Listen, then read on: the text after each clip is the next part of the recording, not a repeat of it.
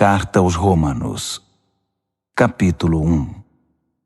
Eu, Paulo, sou um fiel escravo de Jesus Cristo, escolhido como apóstolo autorizado para proclamar o que Deus tem falado e feito. Escrevo esta carta a todos os cristãos de Roma, amigos de Deus. Os escritos sagrados trazem anúncios antigos dos profetas a respeito do Filho de Deus, que mostra suas raízes na história por ser descendente do rei Davi.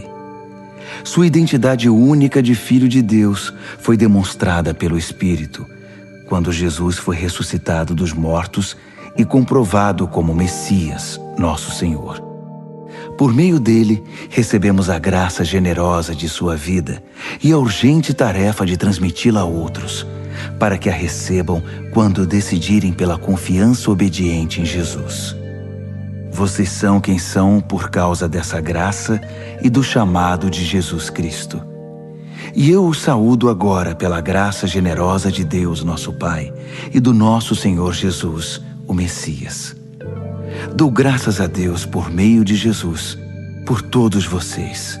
Faço isso em primeiro lugar porque em toda parte recebo notícias da vida de fé que vocês têm, e toda vez que as ouço, dou graças a Deus.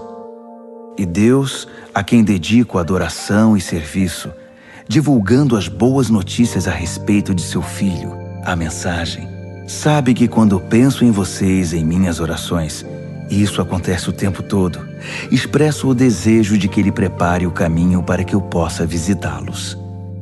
Quanto maior a demora, mais eu sofro. Quero muito estar aí para compartilhar o dom de Deus pessoalmente e vê-los crescer fortes diante dos meus olhos. Mas não pensem que farei isso sem querer nada em troca. Vocês têm tanto para me dar quanto eu a vocês. Por favor, amigos, não entendam mal minha dificuldade de visitá-los. Vocês não têm ideia de quantas vezes fiz planos de ir a Roma. Estou determinado a desfrutar pessoalmente a obra de Deus entre vocês, assim como em tantas outras cidades e comunidades não judaicas. Mas sempre alguma coisa atrapalha meus planos. De fato, todos, gente educada ou ignorante, sofisticada ou simples, mostram-me como dependo de todos e sou devedor a todos. Por isso não vejo a hora de encontrar vocês em Roma e pregar as maravilhosas notícias a respeito de Deus. São notícias que tenho orgulho de proclamar. Essa extraordinária mensagem que revela o magnífico plano de Deus de resgatar todos que confiam nele, começando pelos judeus, mas abrindo a porta para todos os outros povos. O modo de Deus tornar justo o ser humano se manifesta em atos de fé, confirmando o que as Escrituras dizem. Aquele que vive de modo justo diante de Deus, confiando nele, vive de verdade. Mas o furor divino é despertado pela falta de confiança do ser humano em Deus, pelos erros repetidos, pelas mentiras acumuladas e pela manipulação da verdade. Mas a verdade essencial sobre Deus é muito clara. Abram os olhos e poderão vê-la. Se analisarem com cuidado o que Deus criou, serão capazes de ver o que os olhos deles não enxergam. O poder eterno, por exemplo, e o mistério do ser divino. Portanto, ninguém tem desculpa. Vejam o que aconteceu. A humanidade conhecia Deus perfeitamente, mas deixou de tratá-lo como Deus, recusando-se a adorá-lo, e foi reduzida a um tão terrível estado de insensatez e confusão que a vida humana perdeu o sentido. Eles fingem saber tudo, mas são ignorantes sobre a vida. Trocaram a glória de Deus que sustenta o mundo por imagens baratas vendidas na feira. Então Deus se pronunciou: se é isso que vocês querem, é o que terão. Não demorou muito para que fossem viver num chiqueiro, enlameados, sujos por dentro e por fora. Tudo porque trocaram o Deus verdadeiro por um Deus falso e passaram a adorar o Deus que fizeram no lugar do Deus que os fez, o Deus a quem bendizemos e que nos abençoa. Loucura total. Então aconteceu o pior. Como se recusaram conhecer Deus, logo perderam a noção do que significa ser humano, Mulheres não sabiam mais ser mulheres. Homens não sabiam mais ser homens. Sexualmente confusos, abusaram um do outro e se degradaram. Mulheres com mulheres, homens com homens. Pura libertinagem, pois de modo algum isso pode ser amor. Mas eles pagaram caro por isso. E como pagaram? São vazios de Deus e do amor divino, perversos, infelizes e sem amor humano. Uma vez que eles não se importaram em reconhecer Deus, Deus desistiu deles e os deixou por conta própria. A vida deles agora é uma confusão só, um mal que desce ladeira abaixo. Eles tomam à força o que é alheio, são ambiciosos e caluniadores, cheios de inveja, violência, brigas e trapaças, fizeram da vida um inferno. Olhem para eles, são maliciosos, venenosos, críticos ferozes de Deus, brigões, arrogantes, gente vazia e insuportável. Mestres em criar meios de destruir vidas e revoltados contra os pais. Não passam de seres tolos, asquerosos, cruéis e intransigentes. Até parece que eles não sabem o que fazem, mas têm plena consciência de que estão cuspindo no rosto de Deus. E não se importam. Pior ainda, premiam quem faz as piores coisas com eficiência. Romanos, capítulo 2. A humanidade caiu num abismo cada vez mais fundo.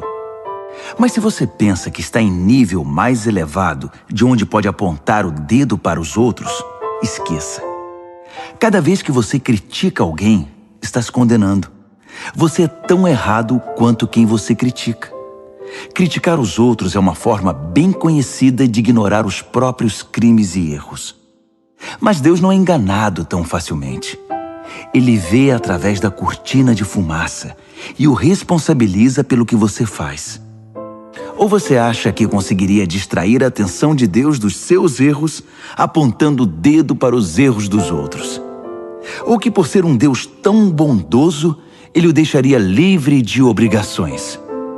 É melhor pensar direito desde o princípio. Deus é bom, mas não é bobo. Por sua bondade, Ele nos toma pela mão e nos conduz a uma mudança radical de vida. Não há como escapar. Rejeitar Deus ou fugir dele é como jogar lenha na fogueira. Um dia o fogo intenso e alto, o julgamento justo e ardente de Deus, irá queimar tudo. Não se engane, porque no fim todos terão o que merecem. Vida de verdade para quem age do lado de Deus e fogo para quem insiste em viver como bem entende, pela lei do menor esforço. Se você age contra a sua natureza, irá se destruir. Não importa a sua origem, a sua criação ou a sua formação. Mas se você aceitar o jeito de Deus fazer as coisas, a recompensa será maravilhosa. Nesse caso, também não importa a origem ou a formação. Ser judeu não é garantia automática de aprovação. Deus não se orienta pelo que os outros dizem ou pelo que você pensa de você. Ele tem seus critérios. Se você peca sem saber, Deus leva isso em consideração. Mas se você peca de modo consciente, a história é outra. O mero ato de ouvir a lei de Deus é perda de tempo se você não faz o que Ele manda. Praticar, não apenas ouvir, é que faz diferença para Deus. Se um pagão que desconhece a lei de Deus consegue segui-la mais ou menos por instinto, ele confirma a verdade dela pela obediência. Comprova assim que a lei de Deus não é um elemento estranho imposto de fora para dentro, mas algo que faz parte da própria constituição humana.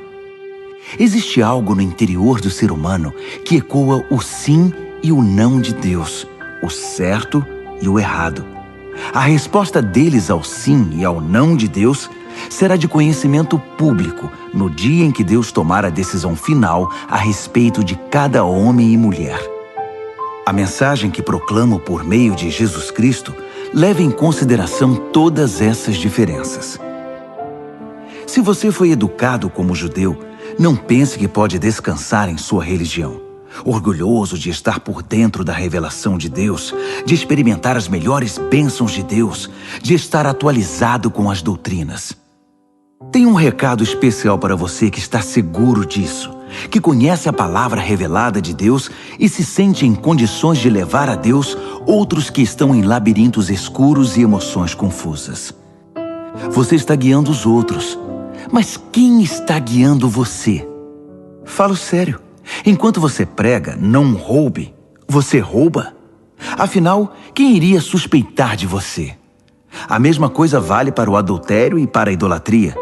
Você consegue se safar de qualquer situação com discursos eloquentes sobre Deus e sua lei. As Escrituras dizem, é por causa de vocês, judeus, que os pagãos são hostis a Deus. O texto denuncia um problema antigo que não irá se resolver. A circuncisão, o ritual no corpo que marca você como judeu, só terá importância se sua vida estiver de acordo com a lei de Deus. Se não estiver, é pior que não ser circuncidado. O oposto também é verdadeiro. Quem não é circuncidado e vive nos caminhos de Deus é tão bom quanto o circuncidado e até melhor. É melhor guardar a lei de Deus sem ser circuncidado que quebrá-la sendo circuncidado. Entenda isto. Não é o corte feito por uma faca que o torna judeu. Você se torna judeu pelo que você é. A marca de Deus no coração. Não a da faca na pele é que faz de você um judeu. E a identificação vem de Deus, não de críticos legalistas. Romanos, capítulo 3. Mas se é assim, que diferença faz ser judeu ou não? Ser ensinado nos caminhos de Deus ou não? Na verdade, faz muita diferença, mas não como muitos pensam. Para começar, lembre-se de que os judeus foram incumbidos de escrever e transmitir a revelação de Deus, as Escrituras Sagradas. E como fica a situação dos judeus que abandonaram sua posição? Deus não os abandonou. Você pensa que sua falta de fé cancela a fidelidade de Deus? De jeito nenhum. Contem com isto. Deus mantém sua palavra, ainda que o mundo inteiro minta descaradamente. As Escrituras dizem o mesmo. Suas palavras permanecem fiéis e verdadeiras. A rejeição não intimidará Deus. Mas se nossa maneira errada de agir apenas realça e confirma o caráter fiel de Deus, não deveríamos ser elogiados por isso? Se nossas palavras nem sequer deixam marca em suas boas palavras, Deus não cometeria um erro em nos pôr contra a parede e nos condenar pelo que dissemos? É uma pergunta natural, mas a resposta é não. Um não bem enfático. Como as coisas seriam corrigidas se Deus não agisse para corrigi-las? É maldade afirmar: se minhas mentiras servem para mostrar a verdade de Deus de maneira mais gloriosa, como posso ser condenado? Estou fazendo um favor para Deus. Alguns, na verdade, tentam pôr essas palavras em nossa boca, alegando que saímos por aí anunciando: quanto mais mal fazemos, mais bem Deus faz. Então, continuemos assim. É pura calúnia. E estou certo de que vocês concordam conosco. Se é assim, aonde isso nos levará? Será que nós, judeus, estamos em situação melhor que os outros? Na verdade, não. Basicamente, todos nós, judeus e não judeus, começamos em condições idênticas. Todos nós começamos como pecadores. As Escrituras não deixam dúvidas sobre isso. Não há ninguém vivendo como deve, nenhum sequer. Ninguém entende, ninguém presta atenção em Deus. Todos eles erraram o caminho. Todos estão vagueando sem rumo. Ninguém está vivendo da maneira correta. E não creio que há quem o consiga. A garganta deles é um túmulo aberto e a língua escorregadia para enganar. Cada palavra que pronunciam está impregnada de veneno. Eles abrem a boca e empesteiam o ar. São eternos concorrentes ao prêmio Pecador do Ano e emporcalham a terra com sofrimento e ruína. Não fazem a menor ideia do que seja viver em comunidade. Eles passam por Deus e o ignoram. Está claro que esse texto não representa o que Deus diz a respeito dos outros, mas o que diz sobre nós, a quem as Escrituras foram primeiramente endereçadas. Está claro também que somos todos pecadores, cada um de nós. Estamos no mesmo barco furado com todos os outros. Nosso envolvimento com a revelação de Deus não nos deixa de bem com Ele. Isso só faz realçar nossa cumplicidade com o pecado de todos os outros. Mas agora há algo novo no horizonte. Aconteceu o que Moisés e os profetas anunciaram por tanto tempo. Deus resolveu agir para acertar as coisas sobre as quais lemos nas Escrituras por meio do que Jesus fez por nós. E não apenas por nós, mas por todos os que creem nele, pois nisso não há diferença entre nós e eles. Uma vez que nós e eles reunimos esse longo e lamentável registro como pecadores e provamos que somos incapazes de viver a vida gloriosa que Deus deseja para o ser humano, Deus resolveu fazer isso por nós. Por pura graça generosa, Ele decidiu acertar nossa situação com Ele. Um presente do céu. Ele nos retirou da confusão em que estávamos e nos restaurou para fazer de nós o que Ele sempre quis que fôssemos. E Ele o fez por meio de Jesus Cristo. Deus sacrificou Jesus no altar do mundo para purificar o mundo do pecado. A fé nele nos deixa limpos. Deus decidiu, sob o olhar de todos, deixar o mundo numa situação aceitável diante dele, por meio do sacrifício de Jesus, finalmente cuidando dos pecados que ele havia suportado com tanta paciência. Isso não só está claro, mas acontece agora. É história atual. Deus consertou a situação e também agora permite que vivamos em sua justiça. Portanto, como fica o orgulho judeu com seus supostos direitos? Anulado? Sim, anulado. O que aprendemos é o seguinte: Deus não reage ao que nós fazemos. Nós é que reagimos ao que Deus faz. Finalmente conseguimos entender. Nossa vida se acerta com Deus e com os demais quando o deixamos acertar a situação. Não quando tentamos fazer tudo sozinhos, com orgulho e ansiedade. E como fica a orgulhosa alegação judaica de termos o monopólio de Deus? Anulada também. Deus é o Deus do judeu e de quem não é judeu. Como poderia ser diferente se há apenas um Deus? Deus resolve a situação de todos que aceitam o que Ele fez e disso participam. Tanto os que seguem nosso sistema religioso, quanto os que nunca ouviram falar da nossa religião. Mas ao mudar nosso foco do que nós fazemos para o que Deus faz, não anulamos a rigorosa guarda das regras e leis que Deus estabeleceu? De modo algum. Quando adotamos o estilo de vida condizente com essa reconciliação, nós as confirmamos. Romanos, capítulo 4. Pois bem, como encaixar o que sabemos a respeito de Abraão, nosso primeiro pai na fé, nessa nova maneira de enxergar as coisas? Se Abraão tivesse sido aprovado por Deus pelo que fez, ele poderia ter recebido crédito.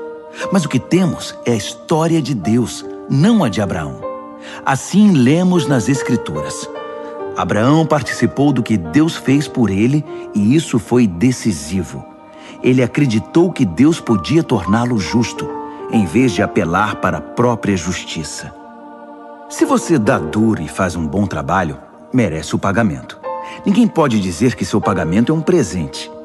Mas se você percebe que a tarefa está muito além da sua capacidade, algo que só Deus pode fazer e confia que Ele o fará, volto a dizer, algo que você jamais conseguirá fazer, não importa como e quanto trabalhe. Essa confiança em Deus é o que o deixa numa situação aceitável diante dele, por causa de Deus. Pura graça.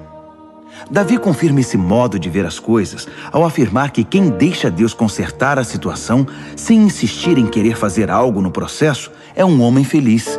Feliz é aquele cujos crimes são perdoados, cujos registros dos pecados são apagados. Feliz é a pessoa contra quem o Senhor não tem nada a apresentar. Vocês pensam que essa bênção é dada apenas para aqueles que guardam nossas tradições religiosas e são circuncidados? Acham que a bênção pode ser dada a alguém que nunca ouviu falar das nossas tradições, que não foi criado em nossa forma de devoção para com Deus? Todos nós concordamos em que foi por aceitar o que Deus fez por Abraão que ele foi declarado justo diante de Deus, não é? Agora pensem, essa declaração foi feita antes ou depois que ele fosse marcado pelo rito pactual da circuncisão? Sabemos que foi antes.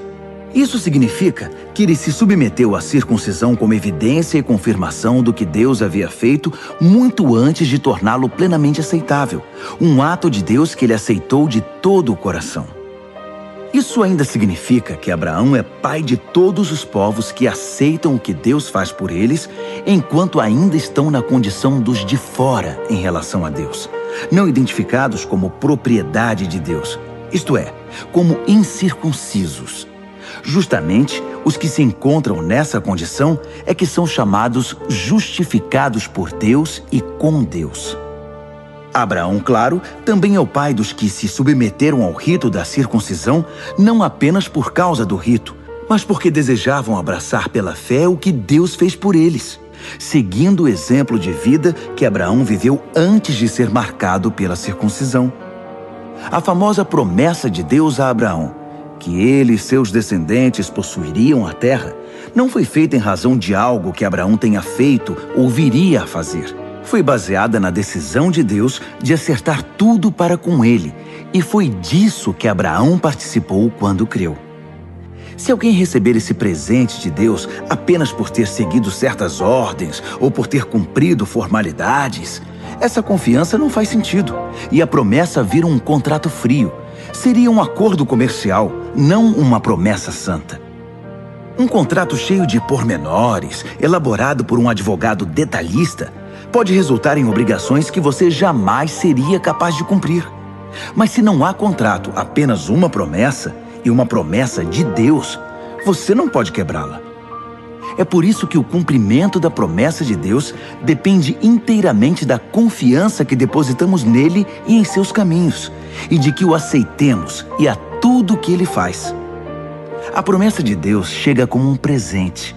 É o único modo de garantir a participação nela, tanto os que guardam as tradições religiosas, quanto os que nunca ouviram falar delas. Porque Abraão é o pai de todos nós. Ele não é o nosso pai racial. Isso seria ler a história de trás para frente. Ele é nosso pai na fé. Chamamos Abraão de pai não porque Deus lhe tenha dado atenção por ter vivido como santo, mas porque Deus agiu em Abraão quando ele não era ninguém. Não é o que lemos nas Escrituras que Deus diz a Abraão: farei de você pai de muitos povos? Abraão foi primeiro chamado de pai e depois se tornou pai, porque ousou acreditar que Deus faria o que somente Deus poderia fazer: levantar os mortos para a vida e, com uma palavra, trazer algo à existência a partir do nada. Não havia esperança, mas Abraão creu, decidido a viver não com base no que sabia que era incapaz de fazer, mas no que Deus disse que ele faria. Assim, foi feito pai de uma multidão de povos. O próprio Deus declarou: você terá uma grande família, Abraão. Abraão não ficou pensando em sua incapacidade, dizendo: sem chance, este corpo de 100 anos nunca vai gerar um filho. Ignorou décadas de infertilidade de Sara e foi persistente. Não foi reticente sobre a promessa de Deus com questionamentos. Em vez disso, mergulhou na promessa e se fortaleceu. Ficou à disposição de Deus, certo de que ele cumpriria o que tinha dito. É por isso que se diz: Abraão foi declarado justo diante de Deus ao confiar que Deus o justificaria. Mas não é só Abraão. O mesmo acontece conosco. O mesmo é dito a respeito de nós, que aceitamos e cremos naquele que trouxe Jesus à vida, quando de igual modo não havia mais esperança. O Jesus que foi sacrificado fez-nos aceitáveis diante de Deus. Tornou-nos justos perante Deus. Romanos, capítulo 5. Ao aceitar pela fé o que Deus sempre desejou para nós, consertar nossa situação com Ele, tornar-nos prontos para Ele, alcançamos tudo isso com Deus por causa do nosso Senhor Jesus. Mais ainda, abrimos-nos para Deus e descobrimos ao mesmo tempo que Ele já se abriu para nós e nos achamos no lugar que Ele queria que estivéssemos perante a graça e a glória de Deus na presença dEle, expressando o nosso louvor. Mas ainda há muito mais. Continuamos a expressar nosso louvor, mesmo que estejamos cheios de problemas, porque sabemos que os problemas podem desenvolver em nós paciência. E como a paciência, por sua vez, forja o aço temperado da virtude, mantendo-nos atentos quanto ao que Deus pretende fazer. Desse modo, passamos a ter esperança. Com essa expectativa, jamais nos sentiremos enganados. A verdade é que nem temos como reunir todas as vasilhas necessárias para encher com tudo o que Deus generosamente derrama sobre nossa vida por meio do Espírito Santo. Cristo chegou na hora certa para tornar isso realidade. Ele não esperou que todos estivessem preparados. Apresentou-se disposto ao sacrifício quando ainda éramos fracos e rebeldes demais para fazer alguma coisa por nós mesmos. Mesmo que não fôssemos tão fracos, de qualquer maneira não saberíamos o que fazer. Podemos entender quando alguém morre por uma pessoa digna e como alguém bom e nobre poderia inspirar um sacrifício abnegado. Mas Deus demonstrou quanto nos ama ao oferecer seu Filho em sacrifício por nós, quando ainda éramos tão ingratos e maus para com Ele.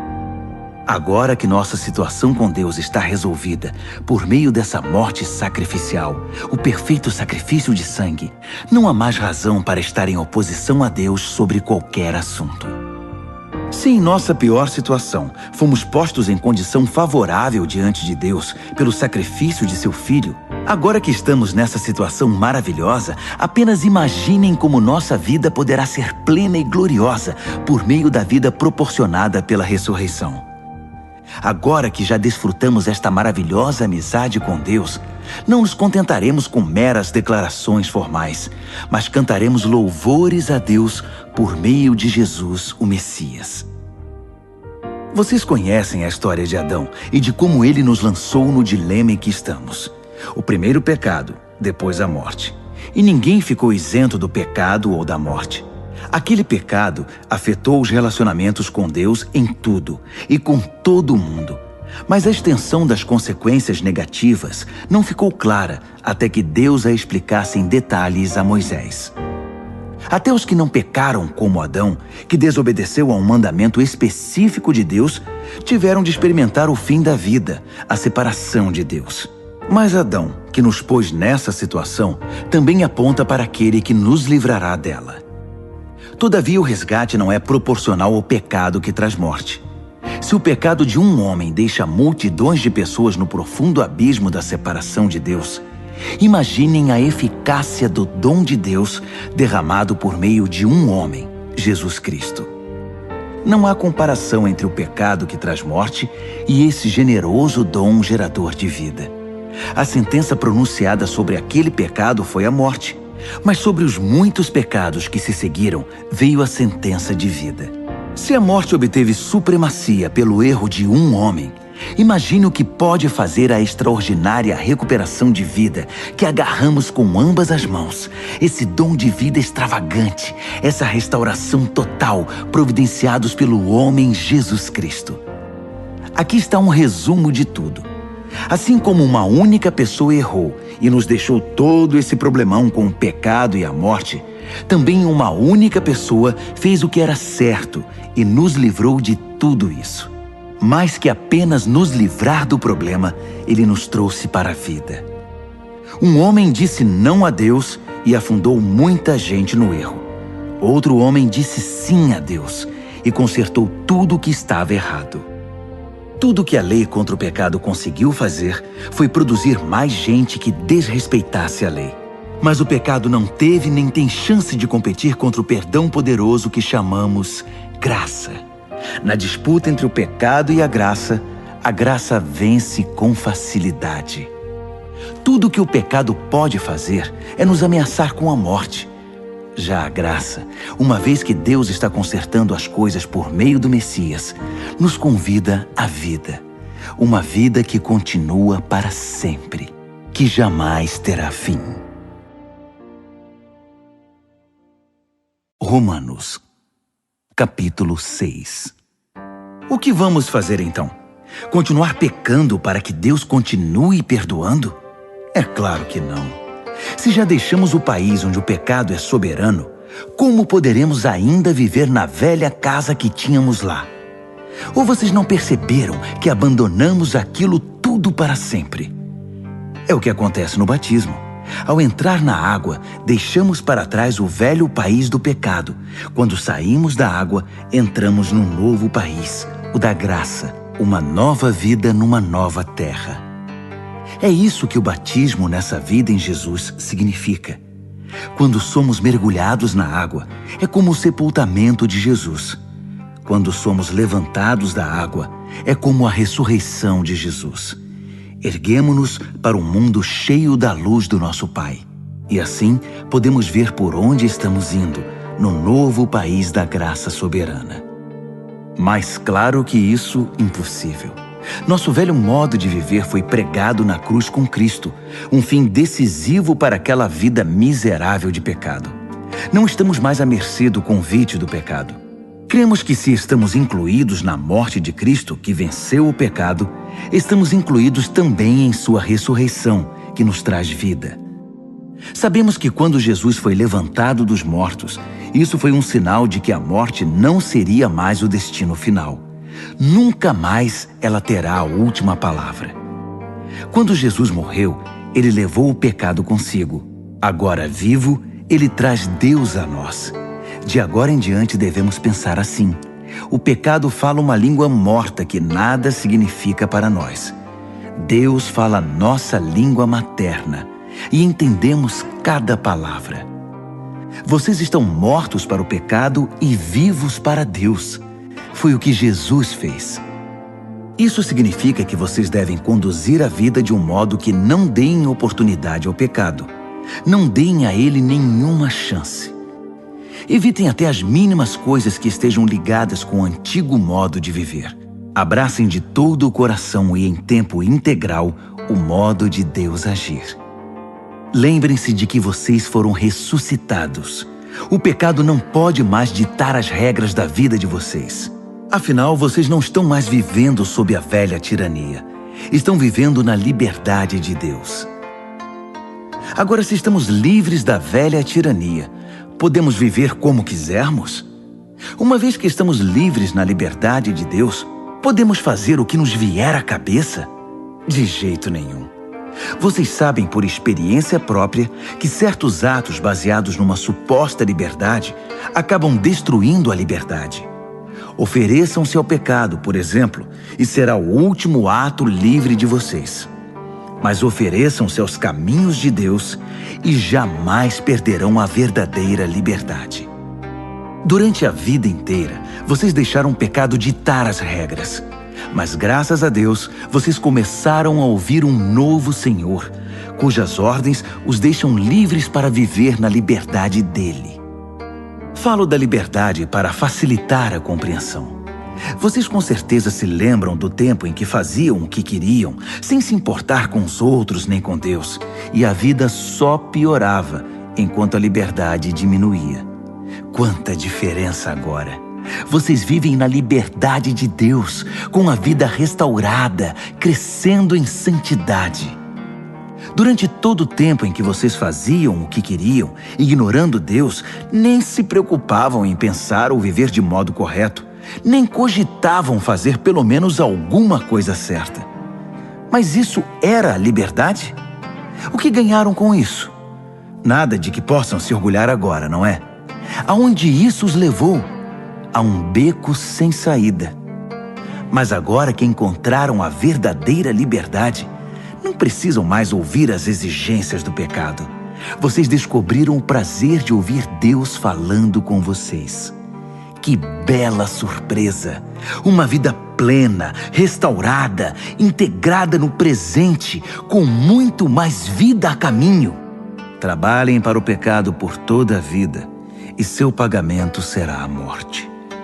Mas o dom de Deus é vida real, eterna, proporcionada por Jesus nosso Senhor. Romanos, capítulo 7. Amigos, vocês não devem ter nenhum problema para entender isto, pois conhecem a lei, como ela funciona e como afeta apenas quem está vivo. Por exemplo, uma mulher casada é legalmente unida ao marido enquanto ele vive, mas se ele morrer, ela está livre. Se viver com outro homem enquanto o marido está vivo, sem dúvida ela será adúltera. Mas se ele morrer, ela está livre para se casar com outro homem, sem crise de consciência e sem que ninguém a desaprove. Portanto, meus amigos, isso é semelhante ao que aconteceu com vocês. Quando Cristo morreu, ele tomou sobre si todo aquele modo de vida dominado por regras e o deixou no túmulo. Vocês ficaram livres para se casar com a vida da ressurreição e gerar uma descendência de fé para Deus. Enquanto vivíamos aquele antigo modo de vida, fazendo o que bem entendíamos, o pecado produzia os frutos que o antigo código da lei gerou em nós, o que nos deixou ainda mais rebeldes. Por fim, tudo o que geramos foi morte. Mas agora que não estamos mais acorrentados ao casamento dominador do pecado, livres daqueles regulamentos opressivos, estamos livres para viver uma vida nova na liberdade de Deus. Alguém pode dizer, se o código da lei era tão mau assim, ele não era melhor que o pecado. Não é verdade. O código da lei tinha uma função legítima. Sem suas orientações claras sobre certo e errado, nada saberíamos sobre o comportamento moral. Sem um mandamento sucinto, não cobiçarás, eu teria considerado a cobiça uma virtude e arruinado minha vida. Vocês não se lembram de como eram as coisas? Eu me lembro perfeitamente. O código da lei começou muito bem, mas acontece que o pecado encontrou uma maneira de perverter o mandamento, transformando-o em tentação, fazendo dele um fruto proibido. O código da lei, em vez de ser usado para me guiar, serviu para me seduzir. Sem a complexidade do código da lei, o pecado parecia sem atrativos e sem vida, e eu seguia meu caminho sem dar muita atenção a ele. Mas depois que o pecado pôs as mãos no código da lei e se tornou chamativo, fui enganado e caí. O mesmo mandamento que deveria me guiar à vida foi maliciosamente usado para me enganar, levando-me a um desvio. Desse modo, o pecado estava vivo, eu morto. Mas o código da lei em si é bom. É sabedoria da parte de Deus, e cada mandamento é saudável e santo. Prosseguindo, já posso ouvir a próxima pergunta de vocês. Quer dizer que não posso confiar no que é bom, isto é, na lei? O bem é tão perigoso quanto o mal? É claro que não. O pecado apenas fez aquilo que o tornou famoso. Usar o bem como cobertura para me induzir a fazer o que no final iria me destruir. Ao ocultar o bom mandamento de Deus, o pecado provocou consequências negativas que jamais conseguiria causar por si só. Posso antecipar a resposta também. Sei que todos os mandamentos de Deus são espirituais, mas eu não sou. Essa não é também a sua experiência? Sim, estou cheio de mim mesmo. Afinal, passei longo tempo na prisão do pecado. O que não entendo a meu respeito é que decido uma coisa e faço outra, sendo levado a fazer o que absolutamente desprezo. Então, se não consigo decidir o que é melhor para mim mesmo e fazê-lo, é óbvio que o mandamento de Deus é necessário. Entretanto, preciso de algo mais. Pois se conheço a lei e mesmo assim não posso guardá-la, e se o poder do pecado dentro de mim insiste em sabotar minhas melhores intenções, obviamente preciso de ajuda. Entendo que não posso cumpri-la. Posso desejar, mas não posso fazer. Decido fazer o bem, mas de fato não o faço. Decido não fazer o mal, mas acabo fazendo de um modo ou de outro. Minhas decisões não resultam em ações. Algo está muito errado no meu interior e sempre tira o melhor de mim. Isso acontece tanto que já é previsível. No momento em que decido fazer o bem, o pecado está lá para me derrubar. É pura verdade que eu me alegro nos mandamentos de Deus. Mas é óbvio que nem tudo em mim é festa. Partes de mim se rebelam em segredo. E quando menos espero, elas assumem o controle. Já tentei de tudo, mas nada resolve. Já não aguento mais. Não há ninguém que possa me ajudar? Não é essa a verdadeira pergunta? A resposta, graças a Deus, é que Jesus Cristo pode e me ajuda. Ele agiu para consertar as coisas nesta vida de contradições com a qual quero servir a Deus de todo o coração e mente, mas sou puxado pela influência do pecado e acabo fazendo algo que não desejo.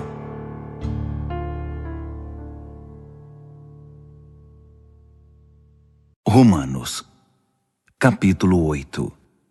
Com a chegada de Jesus, o Messias, o dilema fatal foi resolvido. Os que estão em Cristo não precisam mais viver numa nuvem escura e depressiva. Um novo poder está atuando. O Espírito da vida em Cristo, como um vento forte, limpou totalmente o ar, libertando vocês de uma tirania brutal nas mãos do pecado e da morte. Deus acertou em cheio quando enviou seu Filho. Não tratou do problema como algo distante e sem importância. Em seu Filho, Jesus assumiu pessoalmente a condição humana, entrou na confusão da humanidade que vive em conflito para consertar as coisas de uma vez por todas. O código da lei, enfraquecido pela natureza humana fragmentada, jamais poderia ter feito isso. A lei acabou usada como paliativo para o pecado, nunca para a cura completa. E agora o que o código da lei pede, mas que não conseguiríamos cumprir por nós mesmos, é que em vez de redobrar nossos esforços, simplesmente aceitemos o que o Espírito está fazendo em nós. Os que pensam que podem fazê-lo por si mesmos terminam obcecados por medir sua força moral, mas sem resultados na vida real. Os que confiam na ação de Deus descobrem que o Espírito de Deus está neles, vivendo e respirando Deus. Ficar obcecado consigo mesmo nessa questão é entrar num beco sem saída. Quem olha para Deus é levado para um campo aberto, a uma vida livre, espaçosa. Direcionar o foco para si mesmo é o oposto de se concentrar em Deus. Qualquer pessoa absorvida em si mesma passa a ignorar Deus e acaba pensando mais nela que em Deus. Ignora quem Deus é e o que Ele está fazendo. E Deus não gosta de ser ignorado. Mas se o próprio Deus está em vocês, dificilmente irão pensar mais em vocês mesmos que nele. Quem não recebeu esse Deus invisível, mas plenamente presente, o Espírito de Cristo, não saberá do que estamos falando. Mas vocês que o receberam e o têm habitando em vocês, mesmo que ainda experimentem as limitações do pecado, experimentam a vida de acordo com Deus. Não há dúvida de que se o Deus vivo e presente, que ressuscitou Jesus dentre os mortos, atua na vida de vocês, Ele fará em vocês o mesmo que fez em Jesus. Ele os trará vivos para si. Quando Deus vive e respira em vocês, e Ele o faz, como fez em Jesus, vocês são libertos daquela vida morta. Com seu Espírito vivendo em vocês, o corpo de vocês será tão cheio de vida quanto de Cristo. Vocês não percebem que não devemos um centavo à velha vida, na qual a pessoa tem de fazer tudo por si. Não há nada nessa vida para nós, nada mesmo. O melhor a fazer é dar a ela um enterro definitivo e se engajar na nova vida. O Espírito de Deus nos chama. Há muito o que fazer e lugares para conhecer. A vida da ressurreição que vocês receberam de Deus não é vazia. Nela há uma constante expectativa de aventura que sempre pergunta para Deus: e agora, Pai, o que vamos fazer? Como as crianças fazem. O Espírito de Deus entra em contato com o nosso espírito e confirma a nossa identidade. Sabemos quem Ele é e sabemos quem somos, Pai e filhos. Sabemos também que vamos receber o que está por vir, uma herança inacreditável. Iremos passar pelo que Cristo passou. Se enfrentamos momentos difíceis com Ele, então é certo que com Ele passaremos momentos inesquecíveis. Não penso que seja possível fazer uma só comparação entre os tempos difíceis de hoje e os bons tempos que virão.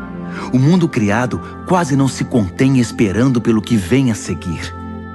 Tudo na criação sofre restrições. Deus a controla até que todas as criaturas estejam prontas e possam ser libertadas para os tempos gloriosos que virão. Enquanto isso, a alegria aumenta com a expectativa. Tudo ao nosso redor observa uma criação grávida. Os tempos difíceis de dor neste mundo são apenas dores de parto. Mas isso não é apenas ao nosso redor, é também dentro de nós. O Espírito de Deus está nos impulsionando por dentro. Nós também sentimos as dores de parto. Nosso corpo estéril e sem vida deseja a libertação plena. É por isso que esperar não nos diminui, assim como a espera não diminui a gestante. Na verdade, é uma espera que nos faz sentir grandiosos. Naturalmente não vemos o que nos causa isso, mas quanto mais esperamos, mais nos sentimos assim, e mais alegre se torna a nossa expectativa. Se em algum momento nos cansamos de esperar, o Espírito de Deus está ao nosso lado, nos dando aquela força. Se não sabemos como orar, não importa. Ele ora em nós e por nós, utilizando nossos suspiros sem palavras, nossos gemidos de dor. Ele nos conhece melhor que nós mesmos, conhece nossa condição de gravidez e nos mantém na presença de Deus. Assim, podemos ter certeza de que cada detalhe em nossa vida de amor a Deus é transformado em algo muito bom. Deus sempre soube o que estava fazendo.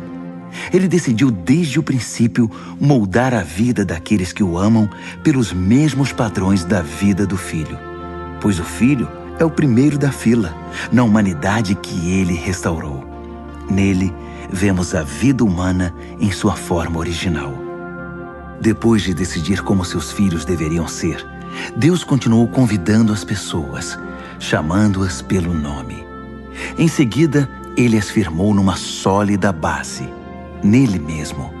Após ter feito tudo isso, ele permanece com essas pessoas até o fim, concluindo gloriosamente o que havia iniciado. Então, o que acham? Deus está ao nosso lado, assumiu nossa condição e se expôs ao pior quando enviou o próprio Filho. Haveria alguma coisa que ele não faria por nós de modo espontâneo e feliz? Quem ousaria implicar com os escolhidos de Deus, arrumando briga com ele? Quem ousaria ao menos apontar um dedo?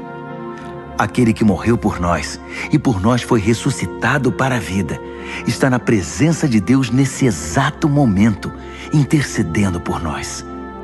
Acham que alguém será capaz de levantar uma barreira entre nós e o amor de Cristo por nós? Não há como.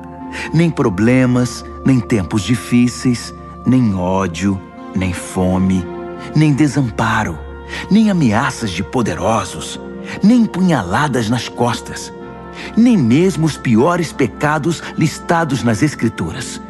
Eles nos matam a sangue frio porque odeiam a ti. Somos vítimas fáceis. Eles nos pegam um a um. Nada disso nos intimida, porque Jesus nos ama. Estou convencido de que nada, vivo ou morto, angelical ou demoníaco, atual ou futuro, alto ou baixo, pensável ou impensável, absolutamente nada pode se intrometer entre nós e o amor de Deus, quando vemos o modo com que Jesus, nosso Senhor, nos acolheu. Romanos, capítulo 9. Ao mesmo tempo, vocês precisam saber que todo o tempo carrego comigo uma imensa tristeza, uma dor profunda dentro de mim, e nunca me livro dela. Não estou exagerando. Cristo e o Espírito Santo são minhas testemunhas. São os israelitas. Se houvesse um jeito de eu ser amaldiçoado pelo Messias para que eles fossem abençoados por ele, eu o faria sem hesitar. Eles são minha família, cresci com eles. Eles tinham tudo: família, glória, reuniões, revelações, adoração, promessas. Sem falar que são o povo de onde veio o Messias, o Cristo, que é Deus sobre tudo, sempre. Amém. Mas não pensem que a palavra de Deus tenha falhado em algum ponto. O problema é antigo. Para começar, nem todos os israelitas fisicamente são israelitas espiritualmente. Não foi a linhagem de Abraão que trouxe essa identidade, e sim a promessa de Deus. Lembram-se do que foi dito? Sua família será considerada por Isaque? Isso significa que a identidade israelita nunca foi determinada fisicamente, por transmissão genética, mas por Deus, pela promessa. Lembram-se da promessa? Quando eu voltar no próximo ano por esta época, Sara terá um filho. E não foi a única vez. Também foi feita uma promessa para Rebeca, muito além da genética. Quando ficou grávida do nosso antepassado Isaque e esperava os gêmeos ainda inocentes, incapazes de fazer bem ou mal, ela recebeu uma confirmação especial da parte de Deus. Na ocasião, Deus mostrou que seu propósito não é algo que dependa do que fazemos ou deixamos de fazer, e sim determinado por sua decisão, vindo diretamente de sua iniciativa. Deus disse a Rebeca: o primeiro a nascer dos gêmeos ocupará o segundo lugar. Mais tarde, a situação deu origem à dura frase: eu amei Jacó, mas rejeitei Esaú. Será que com isso podemos dizer que Deus é injusto? Vamos devagar. Deus disse a Moisés: misericórdia é comigo mesmo, compaixão é comigo mesmo. A compaixão não nasce em nosso coração compadecido, nem em nosso esforço moral, mas na misericórdia divina. Foi o mesmo caso do faraó. Eu o escolhi para ser mero coadjuvante no drama da minha poderosa salvação. Tudo o que estamos dizendo é que Deus tem a primeira palavra, iniciando a ação, na qual fazemos nossa parte para o bem ou para o mal. Então você pergunta: como pode Deus nos culpar por qualquer coisa se Ele está no controle de tudo? Se as grandes decisões já foram tomadas, que temos nós com isso? Calma. Quem você pensa que é para argumentar com Deus? Por algum instante você achou que algum de nós sabe o bastante para questioná-lo? O vaso não se dirige aos dedos que o moldaram dizendo: por que você me deu essa forma? Não é óbvio que o oleiro tem todo o direito de transformar um pedaço de argila num vaso de flores e outro numa panela de cozinhar feijão? Se Deus precisa de um pote especial para a sua ira e outro para a sua bondade gloriosa, não estará Ele certo? O mesmo Ele fez com os judeus, mas também acontece com outros povos. Oséias deixa isso claro: eu chamarei os sem nome e os nomearei. Chamarei os desprezados e os farei amados. No lugar em que gritaram: você não é ninguém, eles chamam vocês de filhos do Deus vivo. Isaías mantém a ênfase. Se cada grão de areia da praia fosse numerado e a soma chamada escolhidos de Deus, eles seriam ainda números, não nomes. A salvação vem por escolha pessoal. Deus não nos conta, chama pelo nome. Meros números não são seu objetivo. Isaías enxergou esta realidade. Se nosso poderoso Deus não nos tivesse dado um legado de filhos vivos, acabaríamos como cidades fantasma, como Sodoma e Gomorra. Como resumir tudo isso? Todos os que não pareciam interessados no que Deus estava fazendo, na verdade, abraçaram o que Deus fazia quando Ele endireitou a vida deles.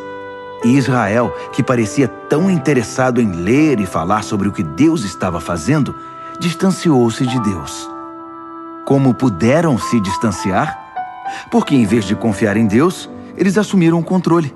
Estavam envolvidos no que eles mesmos faziam, tão envolvidos nos seus projetos de Deus que não perceberam Deus à sua frente, como uma pedra no meio da estrada. Então tropeçaram nele e continuaram caindo. E Isaías de novo junta tudo isso numa metáfora. Cuidado, pus uma pedra enorme no caminho para o Monte Sião, uma pedra que você não pode contornar. Mas eu sou a pedra. Se você me procura, me encontrará a caminho, não obstruindo o caminho. Romanos, capítulo 10. Acreditem em mim, amigos. Para Israel desejo o melhor. Salvação, nada menos que isso. É o que desejo de todo o coração e em todo tempo oro a Deus por isso. Sei que os judeus são muito dedicados a Deus, mas estão fazendo tudo ao contrário. Não parecem entender que esse acerto da condição humana, que é a salvação, é obra de Deus, e muito bem sucedida. Eles montam suas lojas de salvação ao longo da rua e apregoam sua mercadoria. Após todos esses anos de recusa em se relacionar com Deus, nos termos dele, insistindo em fazer tudo à sua maneira, eles nada conseguiram como resultado. A revelação anterior tinha a intenção de nos deixar preparados para o Messias, apenas isso. Ele então iria consertar a situação dos que crescem nele. Moisés escreveu que quem insiste em usar o código da lei para viver de maneira correta diante de Deus, logo descobre que não é tão fácil. Cada detalhe da vida é minuciosamente regulamentado. Mas confiar em Deus para moldar a vida correta em nós é uma história diferente. Não se trata de uma escalada perigosa até os céus ou de uma perigosa descida ao abismo para trazer de lá o Messias. Então, o que exatamente Moisés estava dizendo? A palavra que salva está bem aqui, tão próxima quanto a língua da boca, tão próxima quanto o coração do peito. É a palavra da fé, que aceita que Deus trabalhe e acerte as coisas para nós. Essa é a essência da nossa pregação. Diga a Deus as palavras de boas-vindas. Jesus é meu Senhor. Receba de corpo e alma a obra de Deus, seu agir em nós, como no ato de ressuscitar Jesus. É isso. Você não está fazendo nada. Está simplesmente pedindo ajuda a Deus e confiando nele para que ele o faça. Salvação é isso. Com todo o seu ser, você aceita o agir de Deus para consertar a situação e pode dizer em alto e bom som: Deus acertou tudo entre mim e ele. As Escrituras garantem: ninguém que confie em Deus de todo o coração irá se arrepender disso. Isso não mudou. Não importa qual seja o antecedente religioso de alguém. O mesmo Deus é por todos nós, agindo do mesmo modo, com incrível generosidade para com todos os que buscam sua ajuda. Todo aquele que clamar, socorro Deus, alcançará ajuda. Mas como o povo pedirá ajuda se não sabe em quem confiar? E como saberão em quem confiar se nunca ouviram falar do único que é digno de confiança? E como poderão ouvir se ninguém contar a vocês? E como alguém contará a vocês, a não ser que alguém o envie? É por isso que as Escrituras exclamam: uma visão de tirar o fôlego, uma imensa multidão anunciando a todos as coisas maravilhosas de Deus. Mas nem todos estão preparados para ver, ouvir e agir. Isaías perguntou o que todos nós em algum momento perguntamos: Deus, será que alguém se importa? Será que alguém está ouvindo ou acreditando numa única palavra de tudo isso? A questão é a seguinte: antes de crer, você tem de ouvir. E a não ser que a palavra de Cristo seja pregada, não há nada para ouvir. Mas não são inúmeras as oportunidades que Israel tem de ouvir e entender o que está acontecendo? Inúmeras, eu disse. As vozes dos pregadores se foram pelo mundo, sua mensagem pelos 7 mares da terra. Então, a grande pergunta é: por que Israel não entendeu que não tinha espaço nessa mensagem? Moisés acertou quando predisse: quando vir Deus alcançar todos aqueles a quem você considera inferiores, estranhos, você irá morrer de inveja. Quando vir Deus alcançar os povos que você considera ignorantes espirituais, você vai ficar furioso. Isaías ousa pronunciar as seguintes palavras de Deus: povos me encontraram e me receberam. povos que nunca haviam me procurado. E eu encontrei e recebi povos que nunca antes haviam perguntado a meu respeito. Então ele conclui com uma acusação. Dia após dia, chamei Israel de braços abertos, e para minha tristeza, não vi resposta a não ser puro desdém. Romanos, capítulo 11. Será que isso significa que Deus está tão farto de Israel que não quer mais nada com eles? É claro que não. Lembrem-se de que quem escreve estas coisas é um israelita, um descendente de Abraão, da tribo de Benjamim. Mais judeu, impossível. Não estamos, portanto, falando de rejeição. Deus está muito envolvido com Israel. Investiu demais nesse povo para desistir agora. Elias, angustiado por causa desse mesmo Israel, clamou em oração. Deus, eles mataram teus profetas, destruíram teus altares. Só eu sobrevivi e agora eles estão atrás de mim. Lembram-se da resposta de Deus? Eu ainda tenho 7.000 que não desistiram. 7.000 que são leais até o fim. É a mesma coisa hoje. Ainda há uma minoria fiel e atuante. Talvez não muitos. Provavelmente mais do que vocês pensam. Eles estão firmes, não por causa do que pensam que ganharão com isso, mas porque estão convencidos da graça e do propósito de Deus em chamá-los. Se estivessem pensando apenas nos próprios interesses, já teriam largado tudo há muito tempo. O que aconteceu então?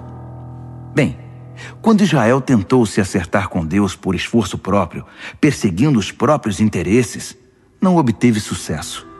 Os escolhidos de Deus foram os que deixaram Deus buscá-los pelo interesse que tem por eles.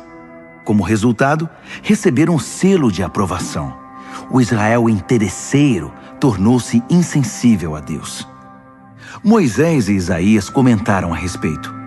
Farto de suas reclamações e do seu egoísmo, Deus obscureceu sua visão e entorpeceu seus ouvidos. Trancou-os numa sala de espelhos, e eles estão lá até hoje. Davi estava preocupado com a mesma coisa. Tomara que adoeçam ao comer a comida preparada por eles mesmos. Que quebrem a perna andando em seus caminhos egoístas. Tomara que fiquem cegos ao contemplar seus espelhos. Que tenham úlceras ao brincar de Deus.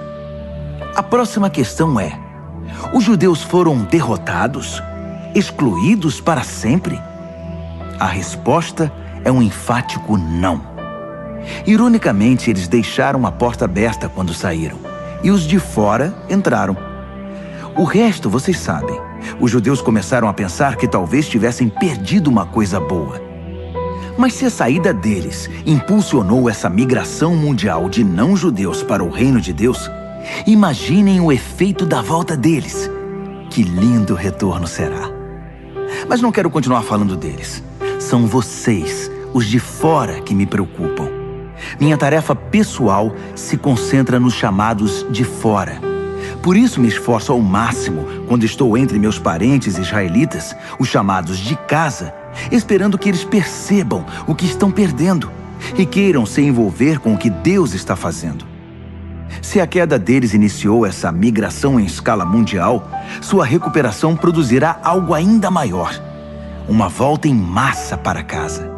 Se a primeira coisa que os judeus fizeram, ainda que prejudicial para eles, resultou no bem de vocês, pensem no que acontecerá quando eles acertarem o passo. Tudo isso provém de uma raiz santa, plantada e cuidada por Deus. Se a raiz principal da árvore é santa, há espaço para frutos santos. Alguns ramos foram podados, e vocês, ramos de oliveira selvagem, foram enxertados. Mas o fato de vocês serem alimentados pela raiz santa e rica em nutrientes não os autoriza a tripudiar sobre os ramos podados. Lembrem-se de que vocês não estão alimentando a raiz. Ela é que está alimentando vocês. Assim é possível dizer: outros ramos foram podados para que eu pudesse ser enxertado.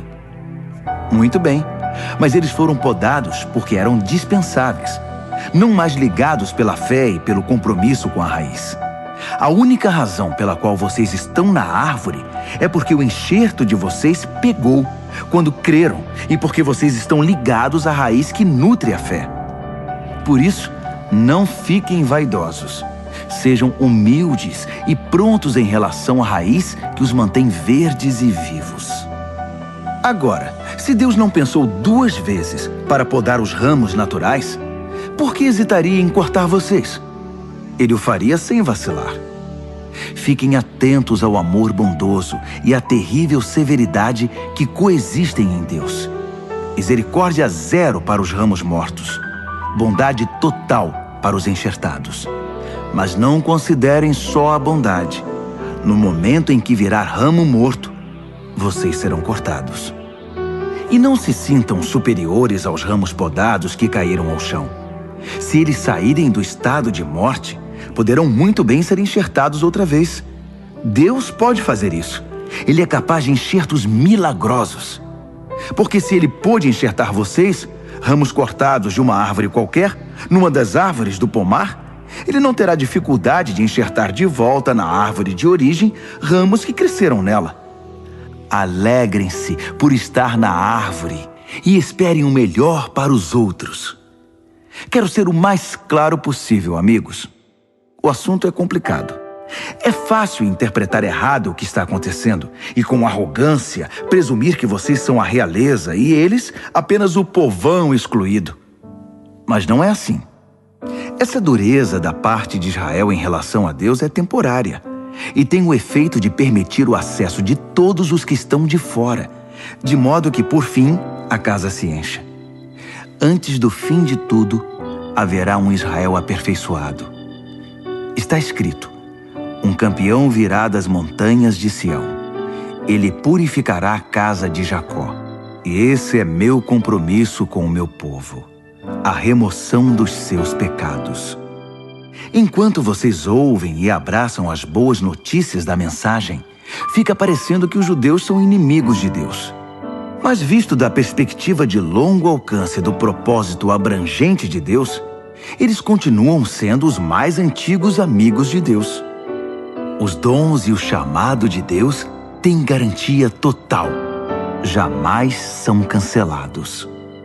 Houve uma época, não muito tempo atrás, em que vocês estavam separados de Deus. Mas depois, os judeus fecharam a porta para Deus e houve uma abertura para vocês. Agora, eles estão de fora, mas com a porta aberta para vocês, eles têm ainda a opção de voltar. De algum modo, Deus permite que todos nós conheçamos o que é estar de fora, para que Ele, pessoalmente, possa abrir a porta e nos receber de volta. Vocês, por acaso, já viram algo que se compare à graça generosa de Deus ou à sua profunda sabedoria? É algo acima da nossa compreensão, que jamais entenderemos. Há alguém que possa explicar Deus? Alguém inteligente o bastante para lhe dizer o que fazer? Alguém que tenha feito a ele um grande favor? Ou a quem Deus tenha pedido conselho? Tudo dele procede. Tudo acontece por intermédio dele. Tudo termina nele. Glória para sempre. Louvor para sempre.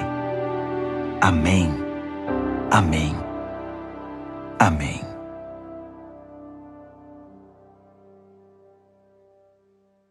Romanos, capítulo 12. Portanto, com a ajuda de Deus, quero que vocês façam o seguinte: entreguem a vida cotidiana, dormir, comer, trabalhar, passear, a Deus, como se fosse uma oferta. Receber o que Deus fez por vocês é o melhor que podem fazer por Ele. Não se ajustem demais à sua cultura, a ponto de não poderem pensar mais. Em vez disso, concentrem a atenção em Deus. Vocês serão mudados de dentro para fora. Descubram o que Ele quer de vocês e tratem de atendê-lo. Diferentemente da cultura dominante, que sempre os arrasta para baixo ao nível da imaturidade, Deus extrai o melhor de vocês e desenvolve em vocês uma verdadeira maturidade. Ao escrever para vocês, Sinto profunda gratidão por tudo que Deus me deu, especialmente pela responsabilidade que tenho por vocês. Vivendo assim, como cada um de vocês em pura graça, é importante que não tenham um conceito errado de vocês mesmos, achando que têm alguma bondade para apresentar a Deus. Não, é Deus quem concede tudo a vocês. O único modo de nos entendermos é pelo que Deus é e pelo que Ele faz por nós, não pelo que somos e fazemos por Ele. Assim, somos como as várias partes do corpo humano. Cada parte tem seu significado no corpo, visto como um todo, mas não o contrário. O corpo de que estamos falando é o corpo formado pelas pessoas escolhidas por Cristo.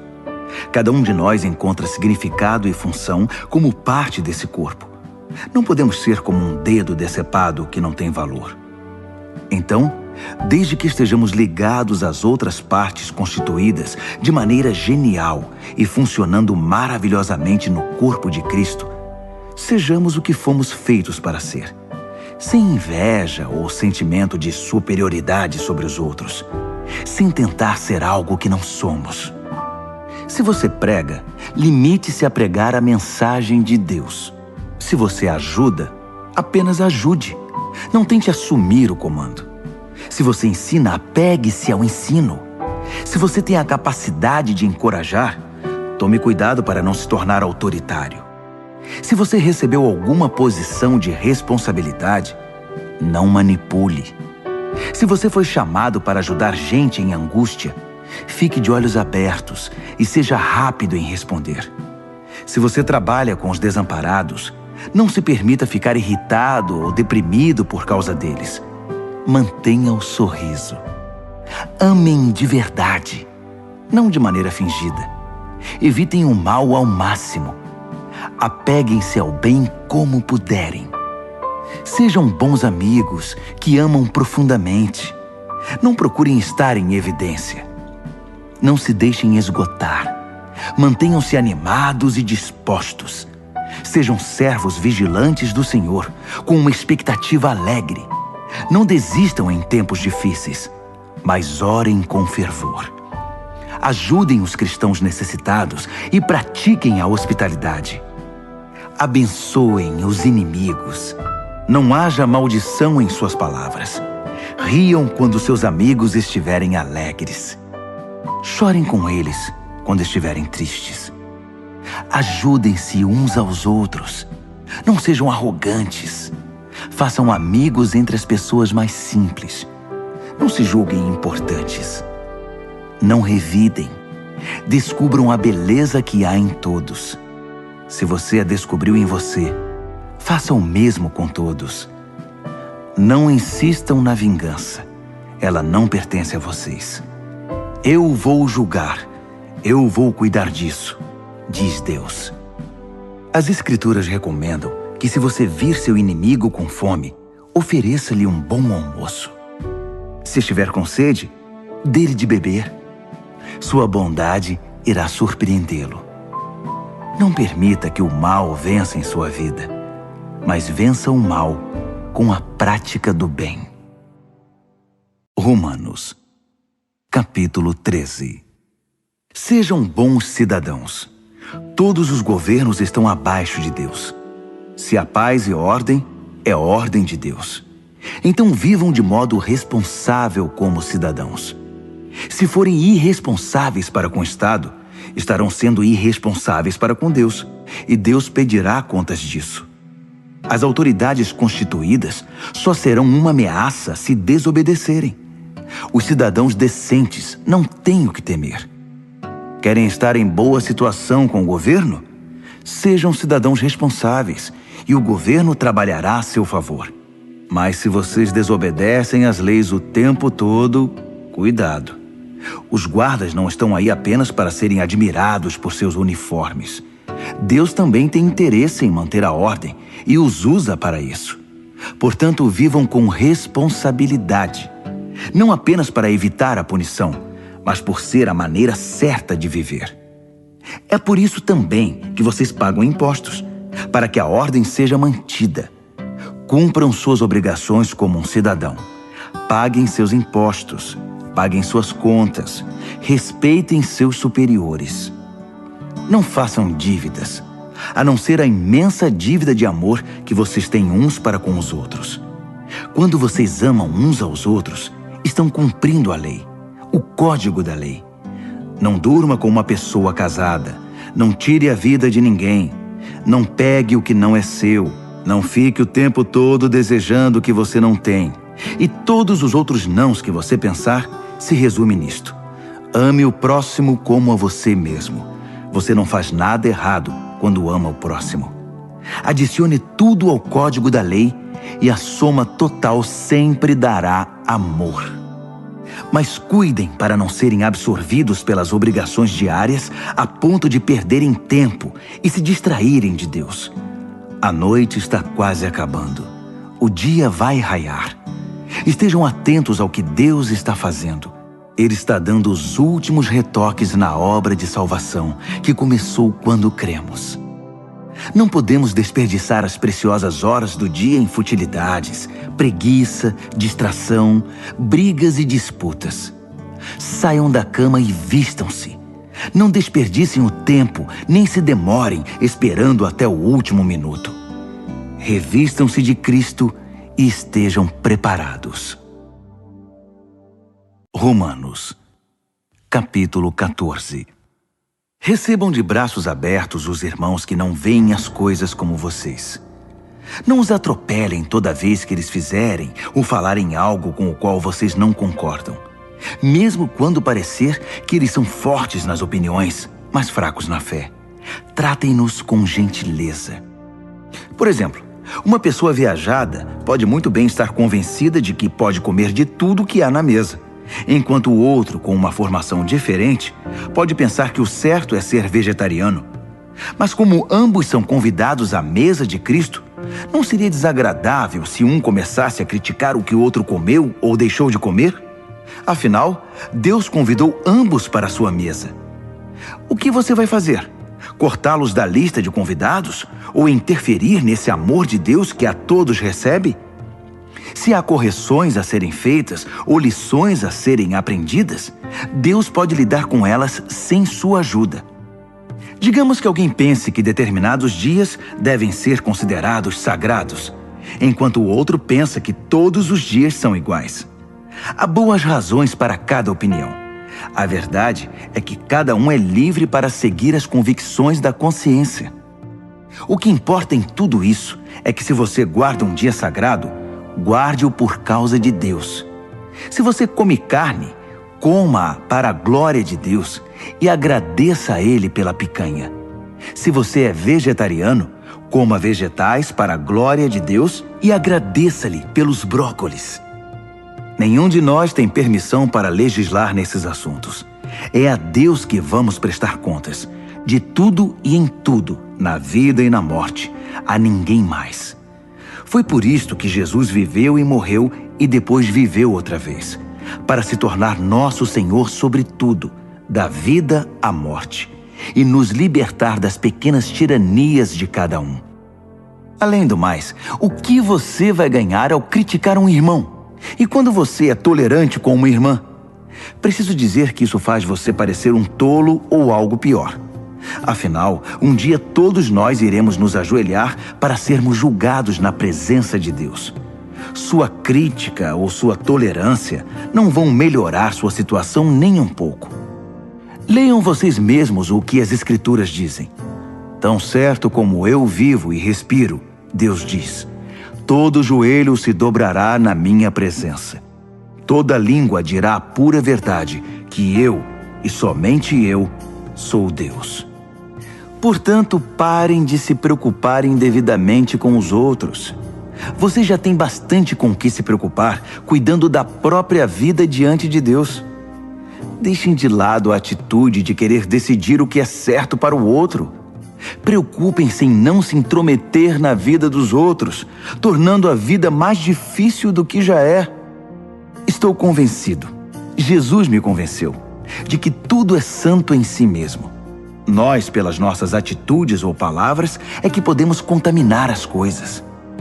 Se vocês confundem os outros, fazendo do que as pessoas comem um campo de batalha, Já perderam aquela amizade, aquele amor. Lembrem-se de que foi por essas pessoas que Cristo morreu. Vocês vão arriscar mandá-las para o inferno por causa de uma dieta? Não ousem fazer que a comida abençoada por Deus se torne um meio de envenenar a alma. O reino de Deus não tem a ver com o que vai para o estômago. Entendam isso. Tem a ver com o que Deus faz com sua vida quando Ele a conserta e completa sua obra com alegria. Nossa tarefa é servir a Cristo com sinceridade. Façam isso e irão matar 2 coelhos com uma única cajadada. Agradar a Deus mais que a vocês e mostrar seu valor para todo mundo. Assim, estaremos empregando nosso esforço na boa convivência fraterna. Ajudem-se mutuamente com palavras de ânimo. Não ponham seu irmão lá embaixo, apontando os defeitos dele. Não permitam que uma discussão a respeito do que é ou não é servido num jantar destrua a obra de Deus entre vocês. Já disse e repito, toda comida é boa, mas pode se tornar má se vocês a usarem mal, fazendo que os outros tropecem e caiam. Quando vocês se sentarem para comer, a preocupação principal não deve ser alimentar-se, mas compartilhar a vida de Jesus. Portanto, sejam sensíveis e educados com os outros que estão à mesa. Não comam, façam ou falem nada que interfira na livre troca de amor cristão. Cultivem o relacionamento com Deus, mas não o imponham aos outros. Vocês serão felizes se seu comportamento e sua fé forem coerentes. Mas se não estão seguros, se percebem que estão agindo de modo incoerente com o que creem, às vezes tentando impor sua opinião ou apenas agradar, vocês estão errados. Se seu modo de viver não condiz com o que vocês creem, então está errado. Romanos, capítulo 15. Aqueles de nós que forem mais fortes e capazes na fé têm o dever de ajudar os que são vacilantes. Não devem fazer apenas o que for conveniente. Se temos força é para servir, não para ganhar prestígio. Cada um de nós precisa se preocupar com o bem-estar alheio, sempre perguntando: como posso ajudar? Foi o que Jesus fez. Ele não facilitou as coisas para si mesmo, evitando os problemas alheios, mas sempre estava disposto a ajudar. Assuma os problemas dos problemáticos. Assim as Escrituras apresentam a questão. Ainda que isso tenha sido registrado nas Escrituras há muito tempo, estejam certos de que foi escrito para nós. Deus quer que o seu chamado firme e permanente, combinado com o conselho caloroso e pessoal das Escrituras, venham a nos caracterizar, mantendo-nos alerta para o que Ele vier a fazer. Que o nosso Deus fiel, imutável, pessoal e caloroso desenvolva a maturidade em vocês, de modo que possam estar um ao lado do outro, assim como Jesus se põe ao lado de cada um de nós. Então seremos um coral. Não apenas nossa voz, mas nossa vida cantará um hino maravilhoso, em perfeita harmonia ao Deus e Pai do nosso Senhor Jesus Cristo. Portanto, estendam a mão e acolham uns aos outros para a glória de Deus. Jesus fez.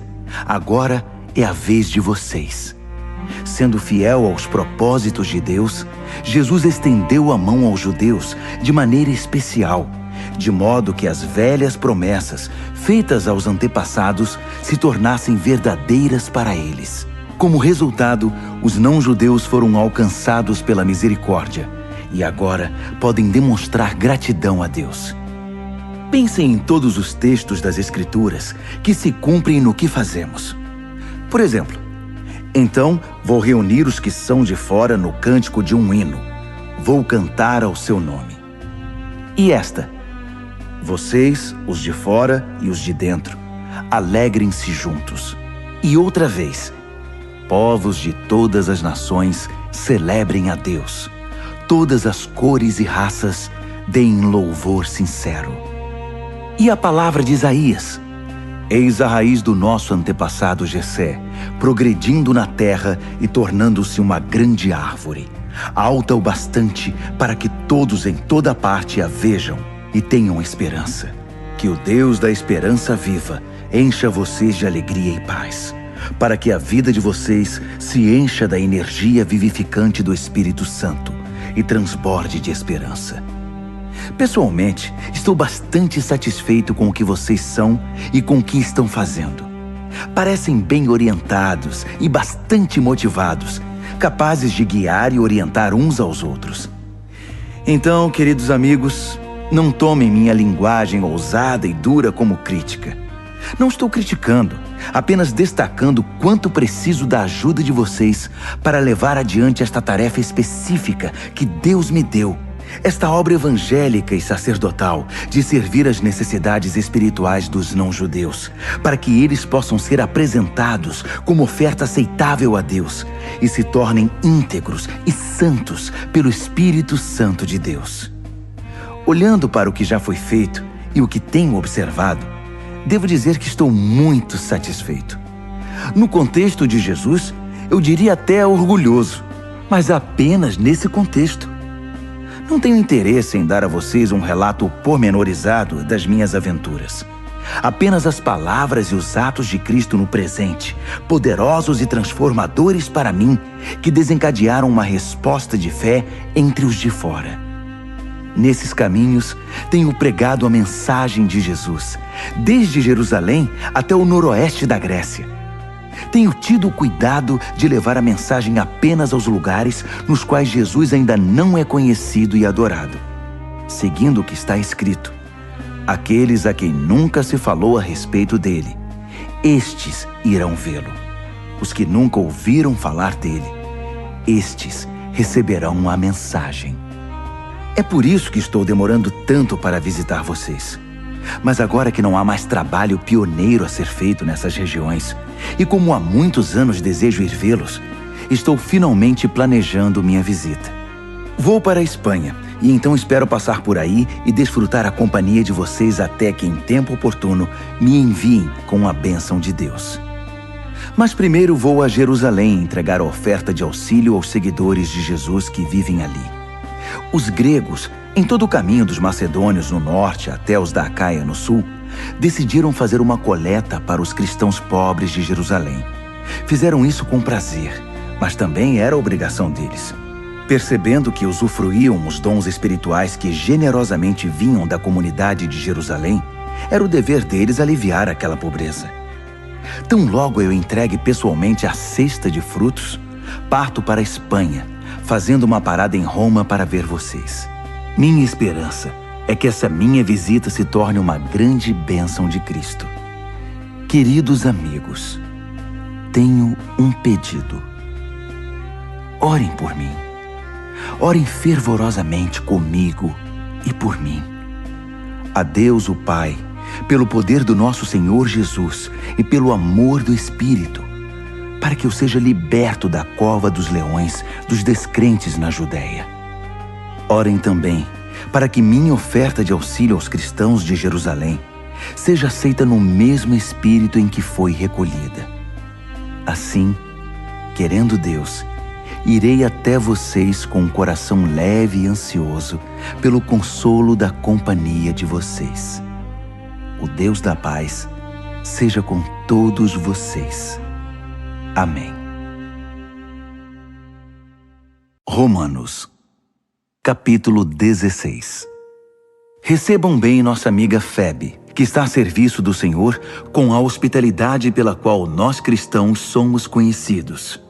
De todo o coração eu a recomendo, bem como sua obra. Ela é uma representante central da igreja de Cencreia. Ajudem-na em tudo o que ela pedir.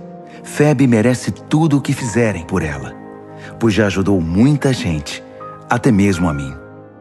Saúdem Priscila e Áquila, que têm trabalhado lado a lado comigo servindo Jesus. Eles arriscaram a vida por minha causa, e não sou o único que é agradecido a eles. Todos os grupos de cristãos não-judeus também devem muito a esse casal, para não falar da igreja que se reúne na casa deles. Saúdem meu querido amigo Epêneto. Ele foi o primeiro seguidor de Jesus na província da Ásia.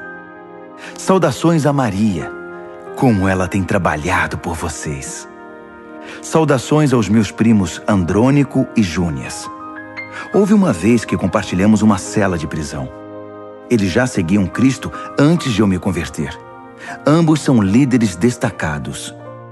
Saudações a Amplíato, meu bom amigo na família de Deus. Saudações ao Urbano, nosso companheiro na obra de Cristo, e ao meu bom amigo Estaques. Saudações a Apeles, um verdadeiro e aprovado veterano no caminho de Cristo. Saudações à família de Aristóbulo. Saudações ao meu primo Herodião.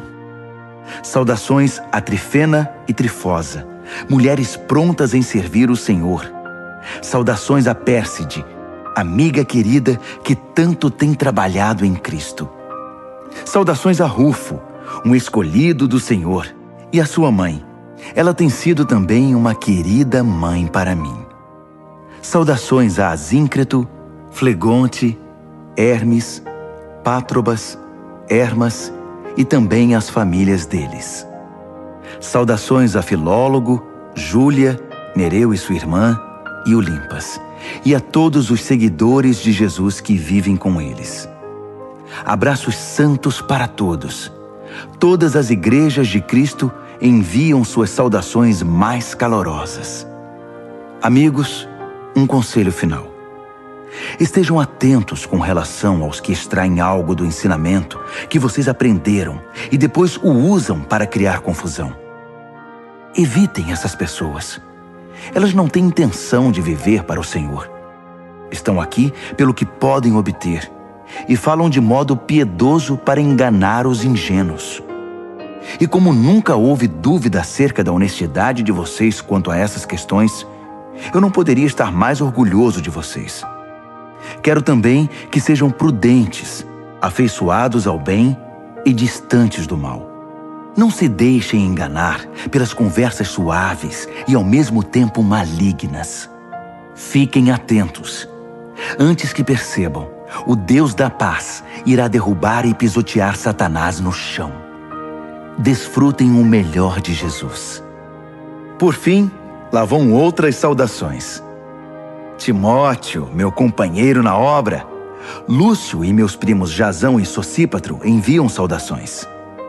Eu, Tércio, que escrevi esta carta ditada por Paulo, envio minhas saudações pessoais. Gaio, que é meu hospedeiro e de toda a igreja, manda lembranças a vocês. Erasto, o tesoureiro da cidade e nosso bom amigo Quarto, enviam saudações. Todo o nosso louvor é dedicado ao único que é poderoso o bastante para torná-los fortes, exatamente como na pregação a respeito de Jesus Cristo, como revelado no mistério que se manteve por tanto tempo, mas que agora se tornou um livro aberto por meio das Escrituras proféticas. Todas as nações do mundo podem agora conhecer a verdade e ser conduzidas à fé obediente, cumprindo as ordens de Deus, que fez tudo, do início até a última letra. Todo o nosso louvor é dirigido, por meio de Jesus, a esse Deus incomparavelmente sábio. Amém.